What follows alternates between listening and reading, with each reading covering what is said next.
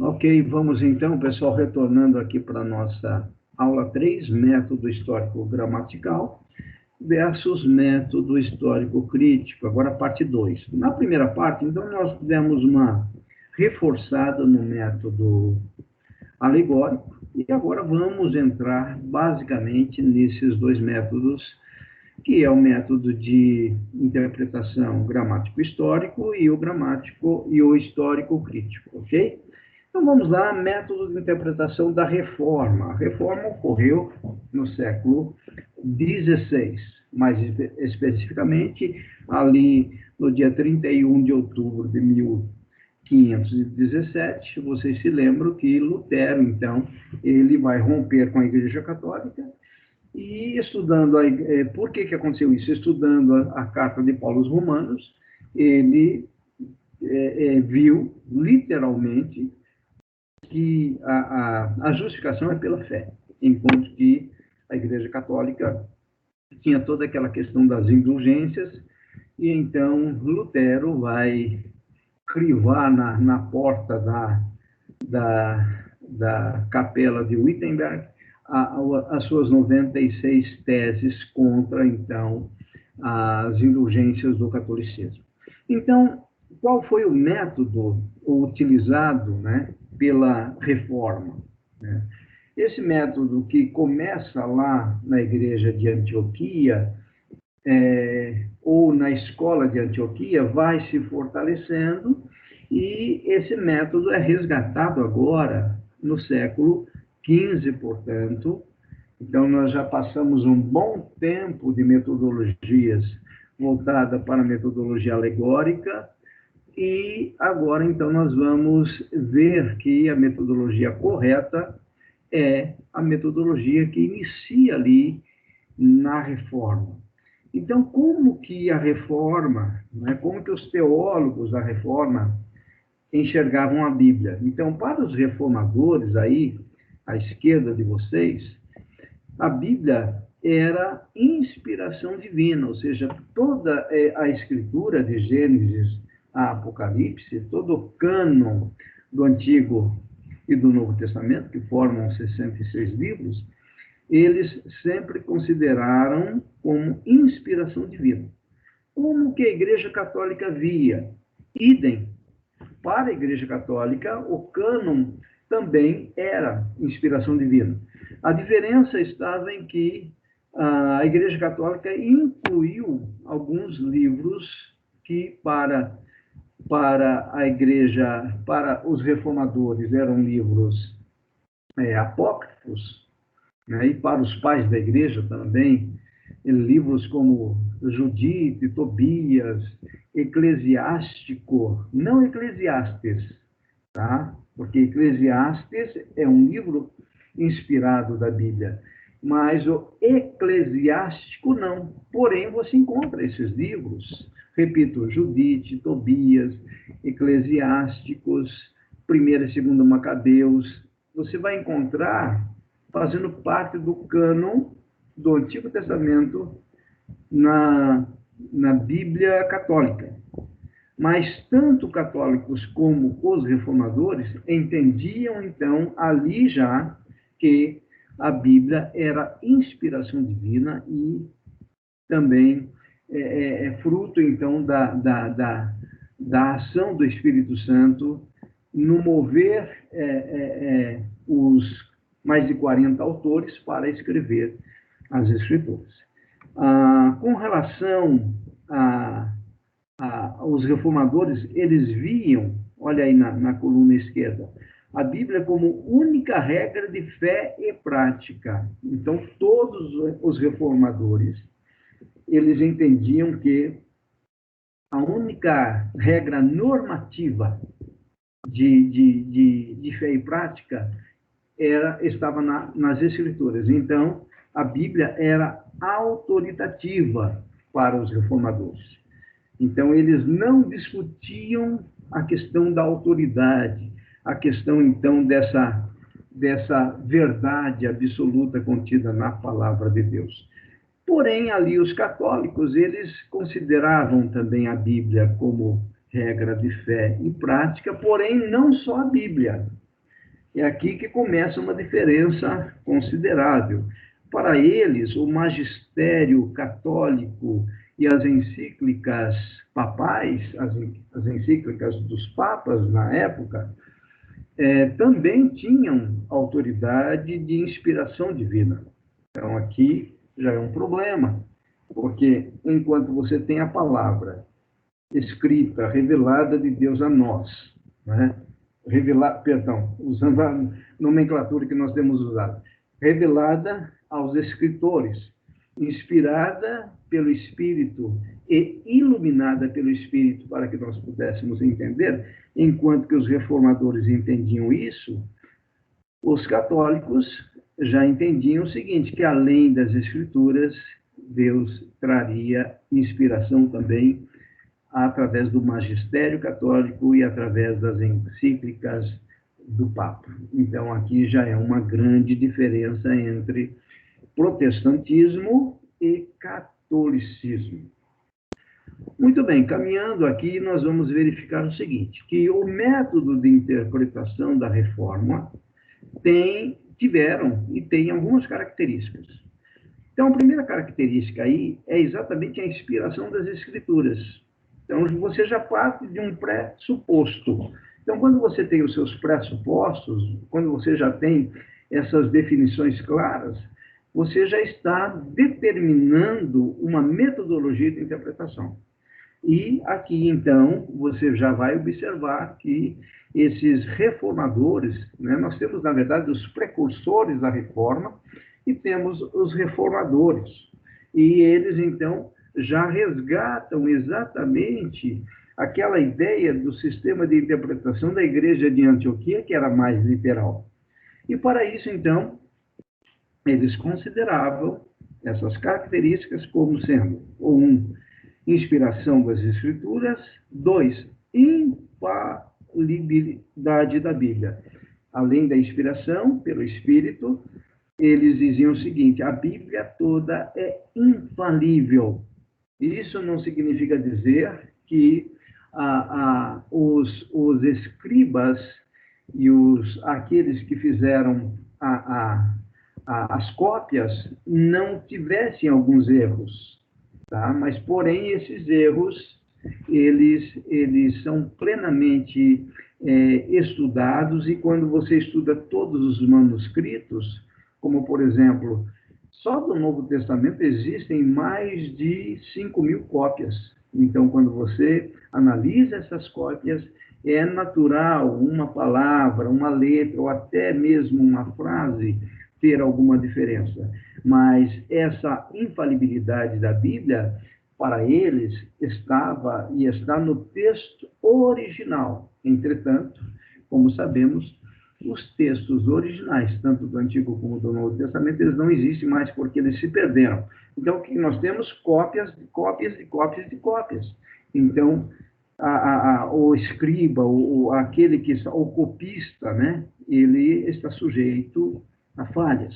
Entretanto, repito, quando se faz uma análise apurada através de uma disciplina chamada crítica textual, nós vamos chegar à conclusão de que o texto que nós temos hoje, até mesmo com diferença nas versões, é o texto essencial para que nós pudéssemos entender todo o plano divino para nós, principalmente com relação à salvação do homem.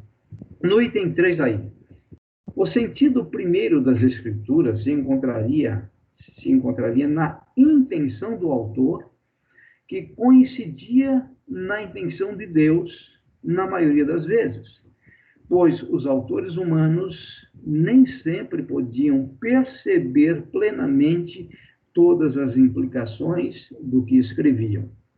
E aí eu coloquei aqui entre parênteses. Seria isso o sentido oculto do método alegórico? Vamos entender isso aqui, ó. Vou ler novamente para vocês, para ficar bem claro.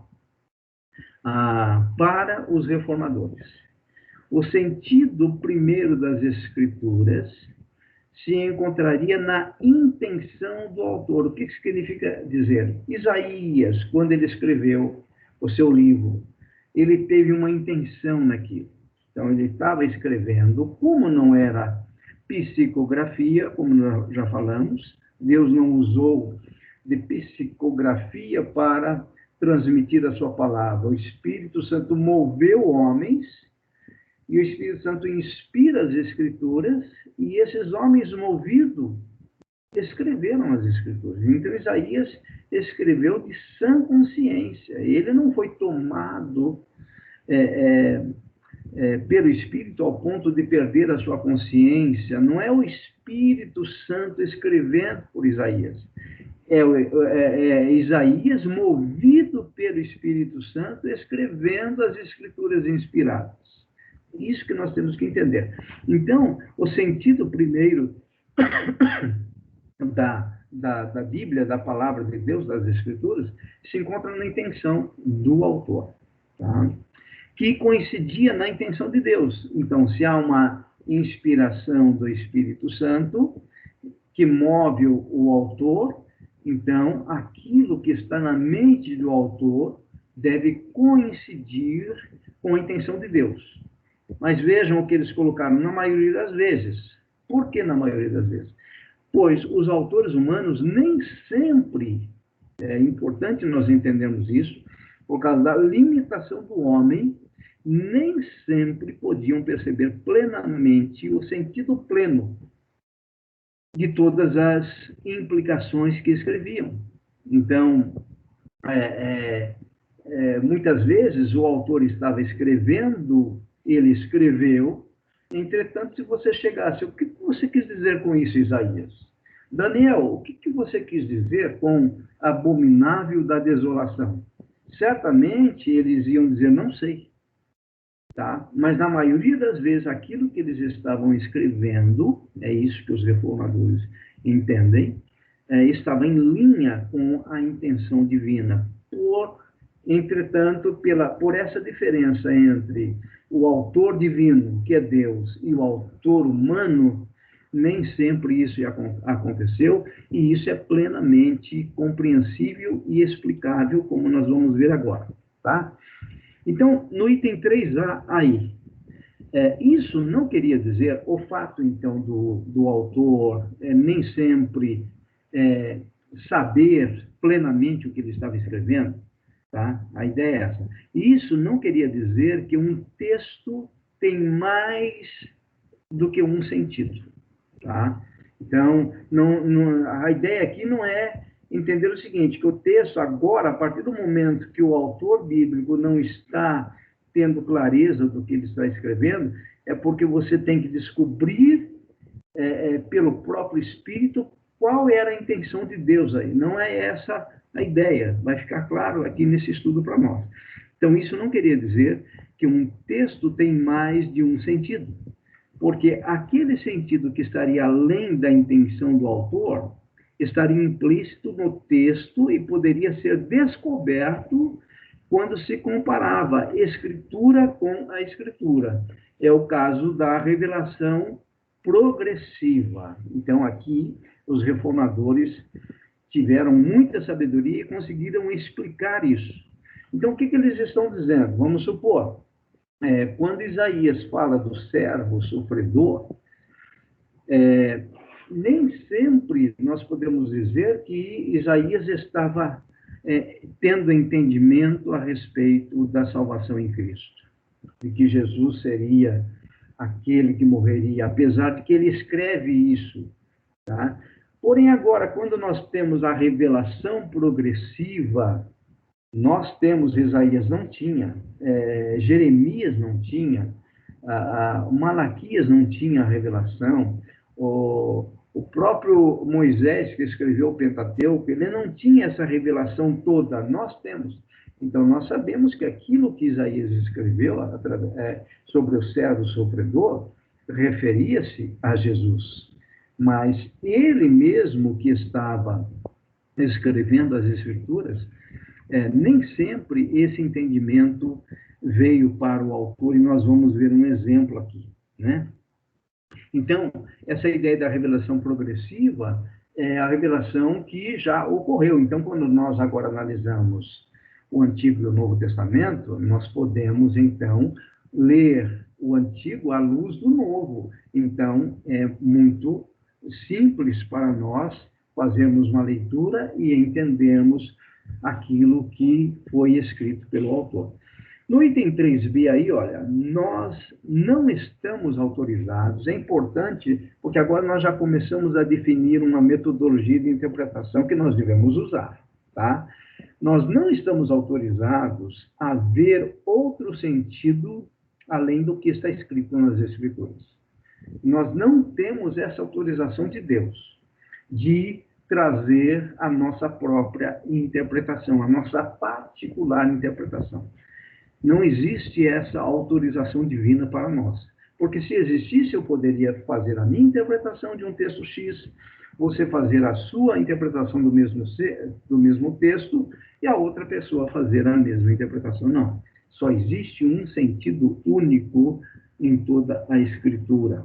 Ok? Então, nós não estamos autorizados a ver outro sentido além do que está escrito nas Escrituras, a menos, olha só, a menos que a própria Escritura nos revele. Exemplo, o abominável da desolação de Daniel 9:27. Quem é esse abominável da desolação? Daniel sabia qual era. Inclusive, os estudiosos descobriram que existem profecias de dupla ou até de tripla significado, tá?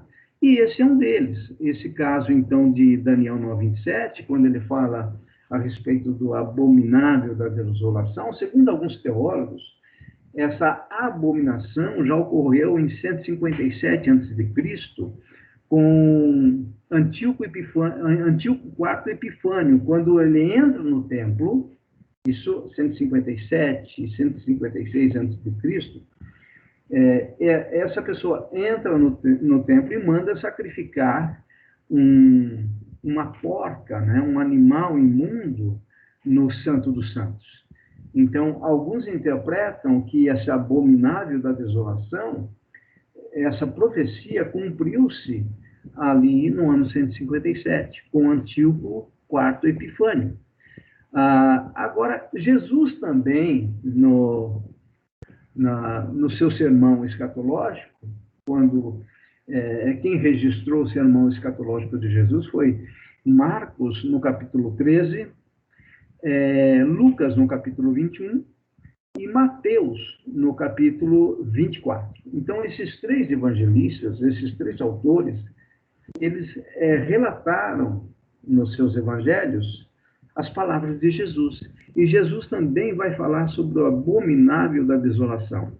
Marcos usa o termo abominável da desolação.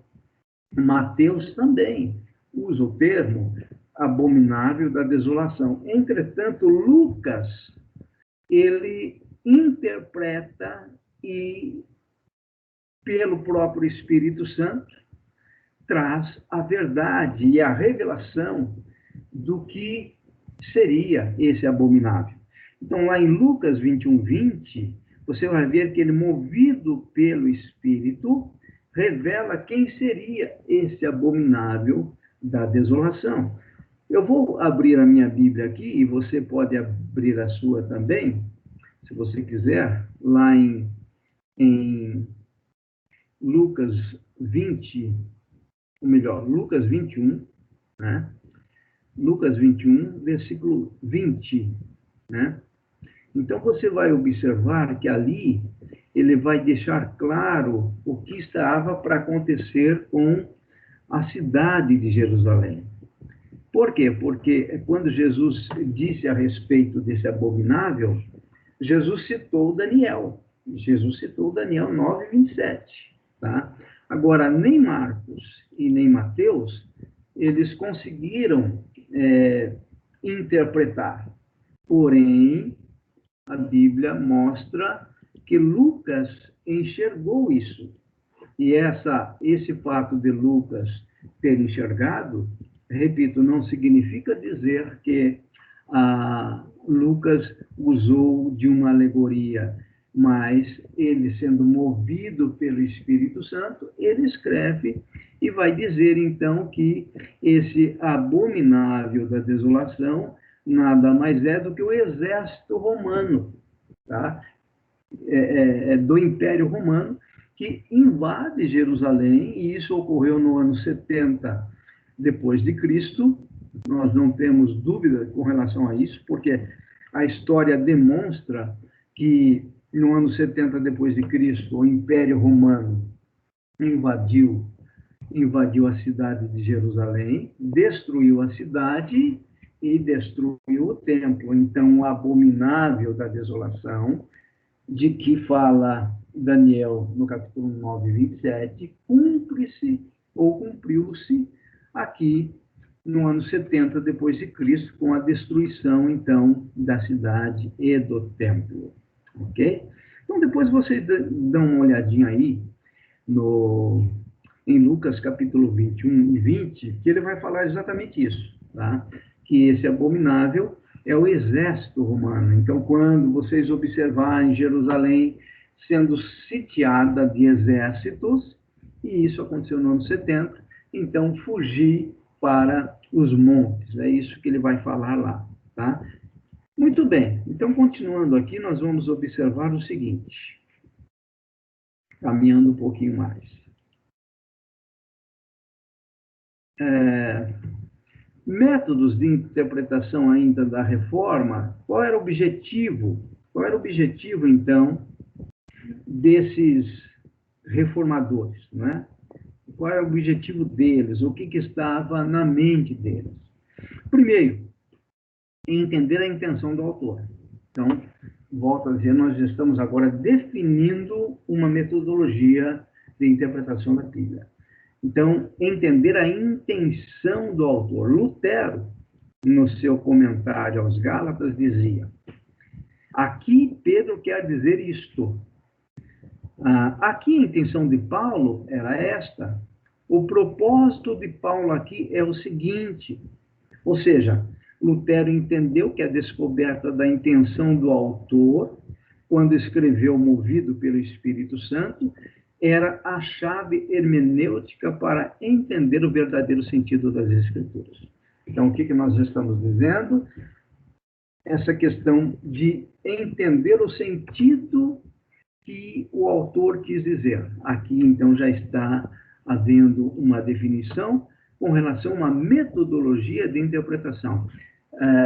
Já estamos colocando com esse entendimento, já estamos deixando de lado com esse entendimento a interpretação alegórica para uma interpretação mais profunda, literal, porém profunda, para nós tirarmos o texto usando a gramática, usando o entendimento simples do texto e a intenção do autor para trazer a interpretação correta daquele texto. 2, para os reformadores, esse era o sentido único. Então, não existia um outro sentido como no método alegórico.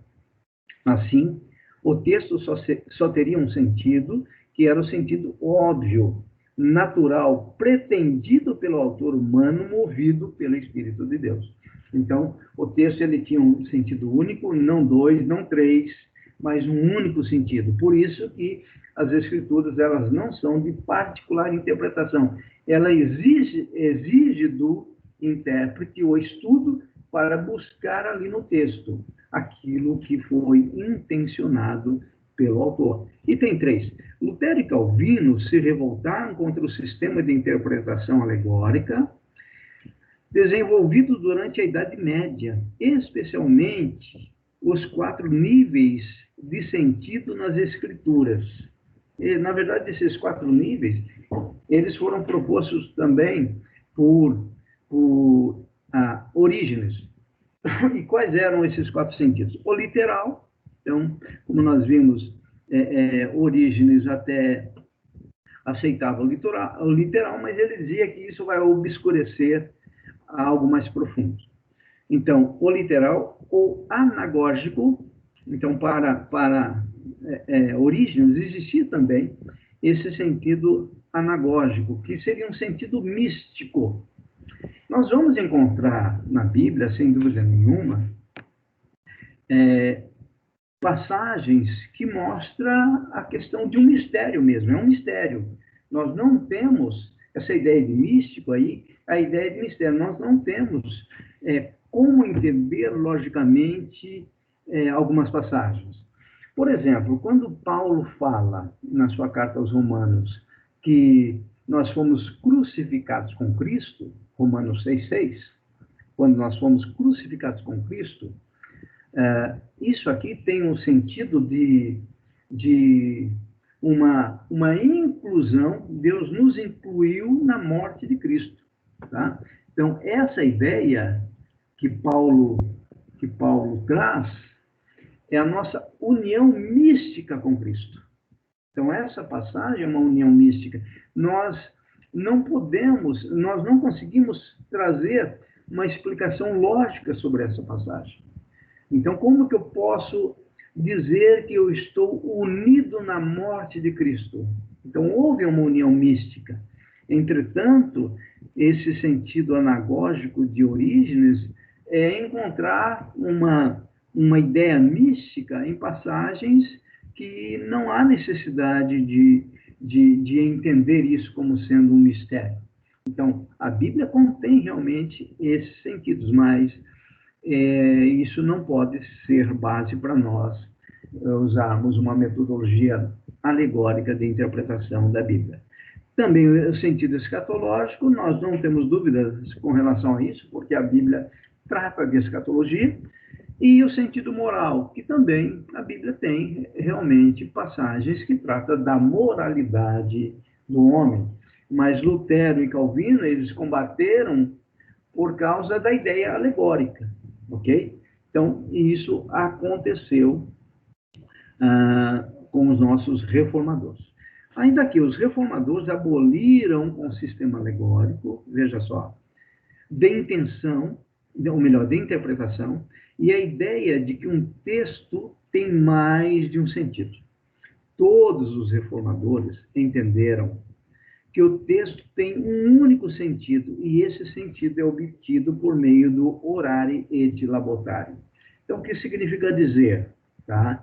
A reforma foi importante para nós, os reformadores foram importantes, porque eles conseguiram manter no meio de uma cultura de interpretação alegórica, eles conseguiram resgatar o verdadeiro sentido da interpretação bíblica, e eles, então, são os únicos que lutaram contra o alegorismo e deixaram claro que existe um único sentido na interpretação correta das Escrituras. E esse único sentido, ele não vem de forma automática. Esse único sentido não vem por uma leitura simples, apesar de que podemos dizer que grande parte da palavra que Deus tem para nos ensinar, ela, com uma leitura simples, nós podemos entendê-la. É o caso de João 3,16. Alguém já disse que se fôssemos tirar todos os versículos da Bíblia e mantivesse somente João 3,16, nós teríamos o suficiente para a salvação do homem. Porque Deus amou o mundo de tal maneira que deu seu Filho unigênito para que todo aquele que nele crê não pereça, mas tenha a vida eterna. Precisamos alegorizar isso? Não. Uma leitura simples e literal nos revela a intenção do Pai ao enviar o seu Filho Jesus Cristo para nos salvar. Então, mas nem toda a Escritura é simples assim. E é interessante, né? Aquilo que Deus precisou e aquilo que Deus quis falar a respeito da salvação do homem, ele colocou de uma forma muito simples. Entretanto, repito, quando nós estudamos toda a Bíblia, nós vamos ver passagens que não são de simples interpretação, ao ponto de Pedro dizer o seguinte, que Paulo escreveu coisas que alguns não conseguiam entender. Tá? Então, como que você resolve essa questão, então, da dificuldade de leitura e de interpretação de alguns textos na Bíblia, através do orare et labutare, que significa assim, é uma frase em latim, que significa oração e trabalho. Ou seja, é orar buscando, então, a iluminação do Espírito Santo, isso é fundamental. Então, eu oro pedindo para que o Espírito me ilumine, para que eu possa ler e ter, então, clareza a respeito do que Deus tem para nos ensinar. E o labutare, esse labutare é o trabalhar. O trabalhar requer estudos, eu já disse isso para vocês. Por exemplo, conhecer a nossa própria língua, nosso sistema de ortografia. Eu preciso conhecer como ler um texto em língua portuguesa. Eu preciso ter uma noção de concordância verbal. Eu preciso entender a questão dos pronomes, a questão dos adjetivos. Ou seja, a gramática compete a mim aprender. Eu não posso esperar que o Espírito Santo me ilumine trazendo a minha gramática portuguesa ao ponto de eu saber a gramática sem estudá-la. Não, todos nós passamos pelo ensino, pela educação infantil, pelo ensino fundamental, pelo ensino médio. Alguns fizeram faculdades, mestrado, doutorado. Isso é fundamental. Então, estudar é importante, nós devemos estudar. Entretanto, não é só o estudar em se tratando de interpretação da Bíblia. Nós dependemos do Espírito Santo. É aquela ideia do avião, né? O avião, para ele poder voar, para ele poder planar, ele precisa estar com as duas asas bem equilibradas. Então, aqui fazendo uma ilustração, não alegorizando, fazendo uma ilustração, a asa da oração tem que estar em dia e a asa do trabalho, da pesquisa, da busca, da leitura de bons comentários, da análise de 1, 2, 3, 4 versões. Então, isso é trabalho. Tá? Então, aí você vai ver, poxa, se eu tenho chamado pastoral, ou se eu tenho chamado na área do ensino, eu preciso estar disposto. É lógico que Deus não exige isso de toda a igreja, repito. Nem todos aqueles que estão estudando a Bíblia precisam desse estudar mais profundo.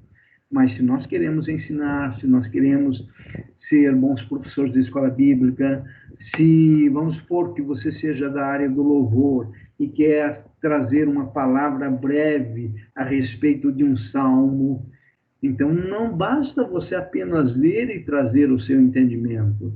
Você tem que pesquisar, você tem que buscar para, quando você falar, você fale com autoridade. Então, orare et labutare é fundamental nesse sistema de interpretação da reforma, que os reformadores adotaram.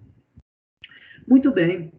Agora, então, o método gramático histórico.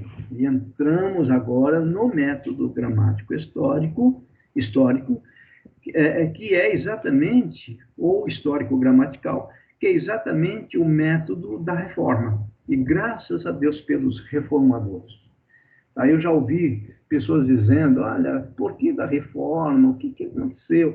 Essas pessoas não entendem a importância desses homens, porque eles resgataram, eles conseguiram manter um método de interpretação que chega a nós até hoje e nos dá uma clareza a respeito da interpretação correta da Bíblia. E é esse método gramático histórico que é o recomendado nas igrejas evangélicas. É exatamente o método usado no período da Reforma, e que por volta do século XVII e XVIII passou a ser chamado de método gramático histórico. Tá? Então, vejam que toda essa ideia da interpretação única, da leitura do texto, do estudar, da buscar em oração, a iluminação do Espírito Santo, tudo isso já vem através da Reforma. Começa lá em Antioquia, combatendo então Alexandria, porém se desenvolve muito fortemente aqui na Reforma, né? Ou lá na Reforma do século XVI. Então, aqui no século XVII e XVIII, passou a ser chamado método gramático histórico, E foi o método usado pelos puritanos no século XVI. Os puritanos ali na Inglaterra, né, foram aqueles que usaram essa metodologia. Puritanos porque eles buscavam uma vida de santidade perante o Senhor. Daí esse nome puritanos. E por aqueles que escreveram as grandes confissões de fé da Igreja, como a Confissão de Fé de Westminster, que foi escrita, então, no período de 1643 a 1649. Então, você vai ver 120 homens sérios, cultos, ministros puritanos, que se debruçam perante as Escrituras para escrever uma confissão de fé. Se você buscar aí no Google Confissão de Fé de Westminster, existem outras, né? Mas estamos citando especificamente a Confissão de Fé de Westminster. Então, se você procurar aí no Google, né, pega aí como tarefa de hoje à tarde, você vai ver, então, o verdadeiro não, você vai ver o conjunto de perguntas e respostas que essa confissão trata. Quem utiliza essa confissão de fé, geralmente são os presbiterianos e as igrejas reformadas, tá? Então, vejam, muitas vezes nós criticamos os reformados, quantas vezes nós criticamos os presbiterianos. Entretanto, meus irmãos, nós temos que entender um ponto. A metodologia correta de interpretação foram eles que preservaram. Portanto, nós não temos direito algum, sem conhecer todas as verdades, sem conhecer a história da interpretação, como nós estamos fazendo aqui, de criticarmos os nossos irmãos. Eles é que mantiveram, senão hoje nós seríamos alegóricos. Senão hoje toda a nossa pregação e todo o nosso ensino seria alegórico, como ainda acontece em alguns púlpitos. Mas eu não culpo os pastores que estão trazendo uma mensagem, um sermão alegórico. Não culpo, tá? Mas eles foram influenciados pelos ensinos que eles receberam. Agora, quando nós estudamos, nós vamos ver o quão libertador é estudar. E nós passamos a respeitar os nossos irmãos e não a criticá-los negativamente. Então, tomar cuidado com isso. E o método histórico-crítico. Vejam, estava tudo bem com o método histórico-gramatical, que é o método que nós devemos usar, que é o método que nós estamos recomendando aqui. Porém, surge no século XVIII, veja só, esse método chamado histórico-crítico, que é extremamente nocivo. Por quê? Vamos dar uma olhadinha aí e nós finalizamos. Primeiro, é um método característico do liberalismo teológico que nasceu por volta do século XVIII e que se estende até os nossos dias. Século XVIII, então, nasce aí essa ideia do histórico-crítico e ele avançou e chegou até nós, infelizmente. Então, veja, é o método da teologia liberal, vocês vão ter mais aulas sobre isso, mas apenas para vocês terem uma ideia. A teologia liberal, ou liberalismo teológico, representa a tentativa de abordar a religião de uma perspectiva crítica, olha só, aberta, honesta e racional, sem negar ou menosprezar a importância da experiência religiosa e do compromisso religioso. Se nós parássemos aqui, você diria, poxa, mas então a teologia liberal, o liberalismo, é algo benéfico, porque veja só, ler a Bíblia na perspectiva crítica, aberta, ou seja, será que eu não posso criticar essa ideia? Será que eu preciso ser dominado completamente ao ponto de não poder criticar um texto da Bíblia de forma aberta, de forma honesta e racional? Aí, veja só, sem negar ou menosprezar a importância da experiência religiosa. Então, parece, lendo à primeira vista, que a teologia liberal é maravilhosa. E isso um jovem lendo isso, ele vai dizer, não é exatamente isso que eu quero. Eu quero manter a minha experiência com Deus, mas eu quero também poder dar as minhas pitadas de crítica. Eu não sou obrigado a aceitar tudo o que a Bíblia está dizendo? Essa é a nocividade do método histórico crítico, que eu quero citar alguns pontos com vocês aqui. Veja só, esse método acabou dominando o cenário acadêmico e interpretativo do meio protestante naquela época. Johann Semler foi considerado, então, olha aí, o pai desse método. Tá? Esse Johann Semler, ele é considerado o pai do método histórico crítico. Então, para ele, vejam aí, a raiz de toda a confusão na teologia, dentro do pensamento de Semler, a raiz de toda a confusão na teologia da igreja é que nós identificamos a palavra de Deus com a Escritura. Olha o problema que ele está dizendo.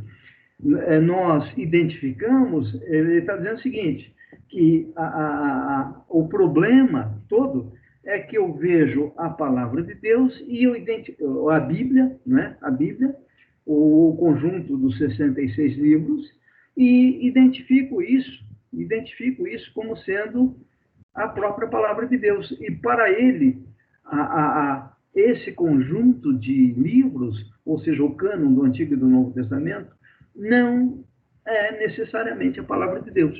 Então, isso é liberalismo, isso é método histórico crítico.